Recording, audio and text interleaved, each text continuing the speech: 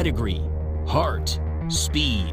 Creatine, lifetime earnings of over $2 million. Built for excellence. Creatine has the lead. They're coming down to the line. Creatine! It's still Creatine there by 2 lengths, and Creatine wins pillar to post.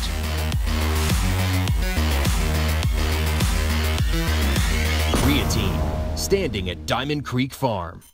Derik Giwner along with the almost wrinkle-free Matt Rose here at DRF headquarters to talk about harness racing, of course. We're going to look at some races from November 2nd and 3rd. We're going to start at Hoosier Park on the 2nd, move to Meadowlands for the 3rd. At Hoosier, they have 4 nice big stakes races on Friday, November 2nd. One of them is race number 11. It's the Monument Circle for $190,000, and that's what we're going to focus on here. And you see the field lined up there for you, Matt. I see a lot of familiar names here. Horses we've been following all year. Always a Prince, just a king in Indiana. Nutcracker Sweet, Grand Teton, Lather Up, Dorsador Hanover, last week's Breeders' Crown winner. Schnitzel Do Something. A lot of familiar names here. It's like an eye chart. You're reading them all off the screen. Actually, I was reading off my program page, but thanks for that. And well, you look at Schnitzel Do Something. It kind of looks like an eye chart with all those. A lot of Z's. I just like saying Schnitzel Do Something, you know. Yeah, like try spelling it when you write one of your award-winning stories, by the way. Anyway, we're gonna move on here. We discussed a bunch of horses, mentioned a bunch of horses already. We're gonna narrow it down to the logical ones, which are Always a Prince, Lather Up, and Dorsador Hanover, as you see by the pretty accurate morning line there. Well, we got the Breeders' Crown winner in Dorsador Hanover. We have the runner-up in Lather Up. We have 4 horses from that Breeders' Crown final, so it makes sense that we take a look at the Breeders' Crown final for the 3-year-old Colt Pacers from last week. And here you see Dorsador Hanover in the lead. You see on the far outside there, that's Lather Up moving wide. He takes a couple of steps there. I asked Montreal Teague about that, and he said he just got a little, you know, messed up a little bit on the turn, but he knew he had plenty left once he got to the straightaway. Yeah, what is this, like 3 starts at Pocono and 3 incidents? 4 starts at Pocono and 2 breaks and 1 almost break. 2 breaks and a little fumbly gated, but meanwhile you see he's still closing here. It's a nice second, good chunk of change in that $530,000 final. And I have a sneaky suspicion now that he's moving to Hoosier and the bigger track and will be better conditions and a better starting spot. I have a feeling that he's going to garner much of the attention, may go off the favorite here.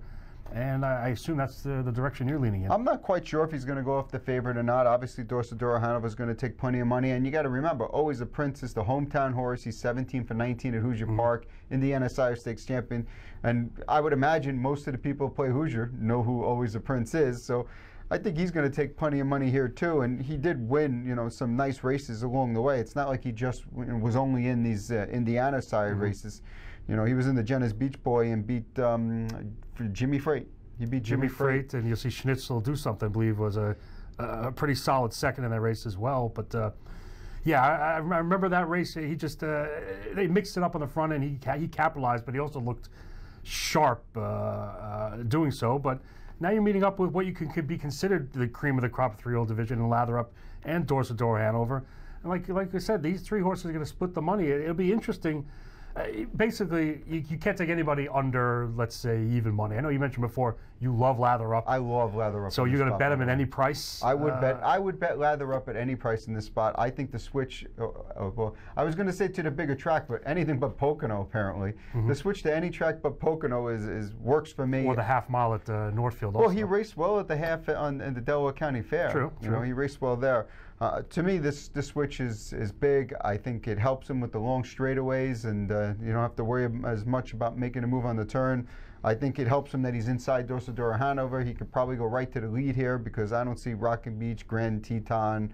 You know, maybe Always a Prince give him a little tussle early, but I really feel like this is his race to lose. I think he's the fastest horse in the race, and I think he's probably going down the road unless Always a Prince goes crazy trying to get to the lead and maybe he tucks in and waits. Well, you know what? Fortunately or unfortunately, the way you look at it, I am in complete agreement with you.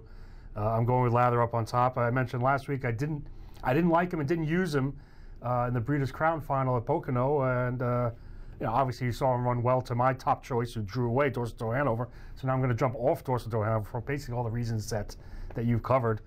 I'm right on board with you, Lather Up. I think he does go off the slight favorite here. I really do. Of the 3 horses that are going to take the money, because I think a lot of people have the same exact opinion that you and I have right now. That this is the better spot. This is a spot where he could just maybe air it out on the front end and play catchy if he can. And like you said, you think he's faster than these, and I think tonight's the night he proves it. Always a Prince and Dorsa Dorahano, the 2 and the 8, obviously look like the most logical contenders underneath to win, obviously, and also for the exotics. But what about Grand Teton? Here's a horse that, you know, clearly can stay with the top horses. This is a track where he can certainly save ground, very long stretch. Brett Miller's been very good at, you know, kind of saving ground there and closing late.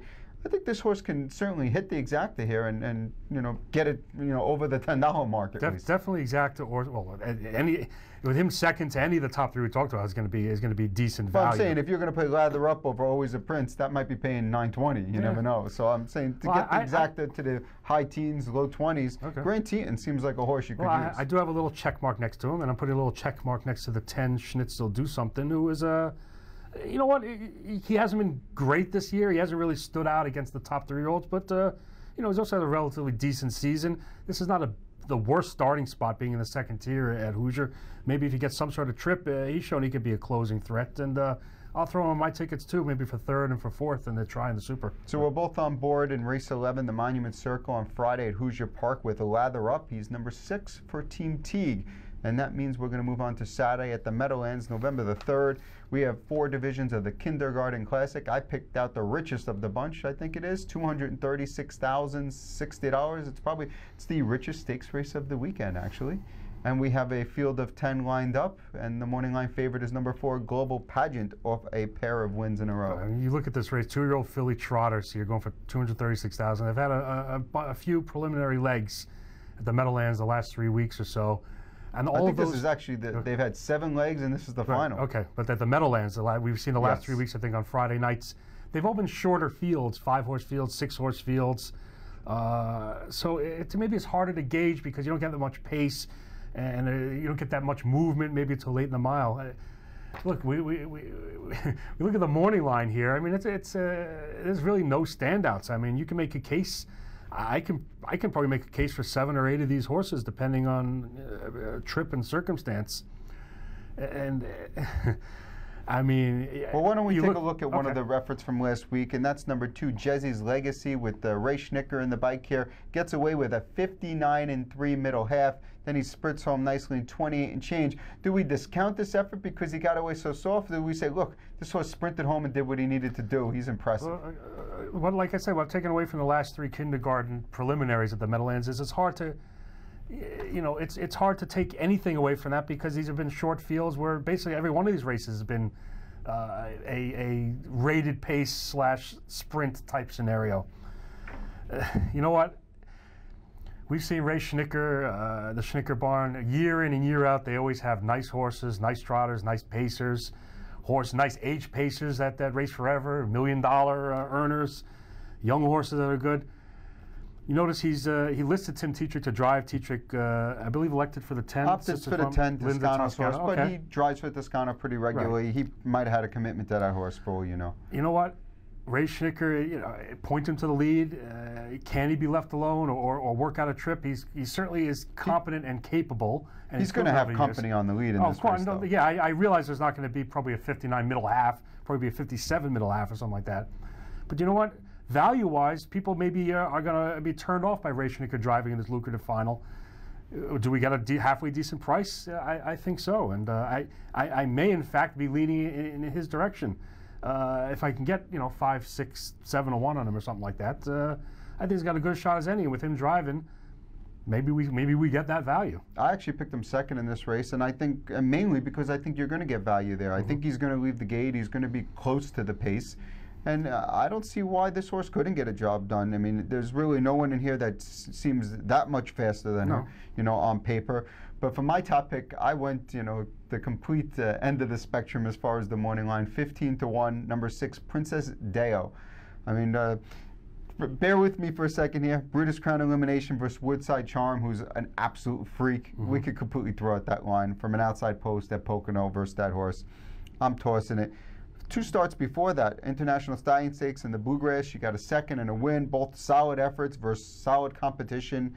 you know, this horse has some ability. I mean, we saw her here at the Meadowlands a little bit earlier in the year, and she, you know, she was raced very conservatively, came home nicely. This horse has ability. She's every bit as fast on paper as any of the other fillies in this field. And you're getting a big price. You're getting a driver who's been pretty hot in Andrew McCarthy.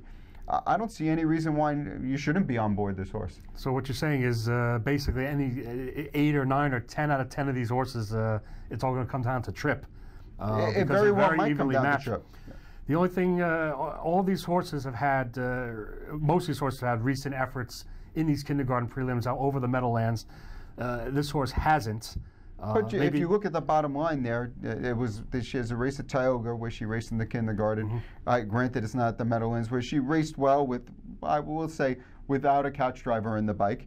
And I'm telling you, from my memory, she's definitely raced at the Meadowlands before and raced well. You know, she had a couple of decent efforts there, and I think now one is a 2 class or something like that. So she's familiar with the track. It's not like she's never been here before. No, I know that. I'm just saying that the other horses raced the last 2-3 weeks consecutively at the Meadowlands, coming right back in at the Meadowlands. That's why I'm getting 20 to 1. Maybe not. Depends how many viewers we have that everyone's going to jump follow on my you bandwagon? and jump on your bandwagon. I don't see that happening personally, but okay. But well, if she's 20 to 1, we know it didn't work. If she's 4 to 1, if it's 20 to 1, nobody's watching. Then us, we that's know why. everyone's watching us and they're listening. Okay. So anyway, to sum it up, so there's a wide open 2-year-old filly final where none of these trotters has really, like you said, emerged from the bunch and stamped herself as, you know, heads and tails above or better than any of these other ones. And that's why, you know what, Ray Schnicker's on my ticket with this trotter. She looks as fast and as good as anyone else. I'm definitely going to use her and then spread with a bunch of horses. And yes, I'll throw in your horse too. My horse now. I'll throw her in too because you made me a believer. And spread and use Schnicker in the first and second spots, and then maybe if you want to, you know, mess around in the third and fourth spots, but definitely somewhere to hit the ticket. Number 2, Jesse's Legacy, race 5 at the Meadowlands, the Kindergarten Classic Final for Matt. I'm going to go with number 6, Princess Deo. Like I said, there's 4 of these 2-year-old finals, so all worth between about 140 and 230,000. So it's a very nice card at the Meadowlands. Maybe you go out and join the action there, or if you're in the Midwest, head down to Hoosier Park and check that out. Until next week, good luck.